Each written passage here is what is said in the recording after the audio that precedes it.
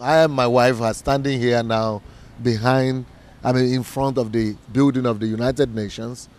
This is where the whole world is gathering together and having their meetings and their summits. The heads of states of every nation will come here next month, and that's when God has given us the opportunity to come and talk in the United Nations and speak to the diplomats here and to the leaders that are coming from different nations.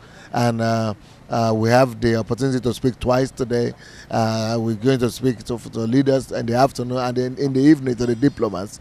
We thank God for this opportunity that He's given unto us. He has taken us beyond our imagination. He has taken us beyond the borders of the Ukraine. This year as well, 4 months ago, like I said, I was speaking in the United States Senate as the first African man to have the opportunity to do that.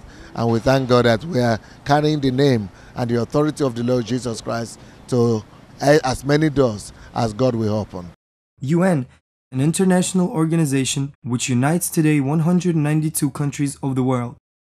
Once a year, leaders of these countries come together for a General Assembly, which is the main discussion and representative body of the organization. An invitation was received from employees and representatives of the United Nations. Representatives of all missions and countries involved in the UN were invited. Leaders of various city organizations were invited to this meeting as well. This meeting took place in the main hall of UN, a conference room where every country is represented. 500 representative organizations were present as well as leaders from over 30 world countries. Sunday Adulaja was the first pastor ever to speak at the main hall of the UN. At this meeting, Pastor Sunday said that the church has an answer to global needs, that it cannot be excluded from solving global issues and problems. This meeting was a historical moment as well. God gave the word to Pastor Sunday for this meeting, Psalm 24:7. Lift up your hands, O you gates, be lifted up, you ancient doors, that the King of glory may come in. At the beginning of the meeting, Pastor Sunday, having apologized before the non-Christian representatives, asked everyone to make 2 prayers. Holding their country nameplates, representatives prayed to God to inherit these countries. The next prayer was for the gates to be lifted up, all obstacles be removed, so the King of glory may come in. This was a prophetic moment at this meeting. Just as God helped enter the UN without hindrance, so He wants to enter every country. The next meeting was a closed-door meeting. It was an official reception with the Secretary General Kiyotaka Akasaka in his office. The meeting was about a contribution a church may bring into solving global issues. Also, discussion included acceptance of the Embassy of God Church to the UN. From that moment, an enrollment procedure has started.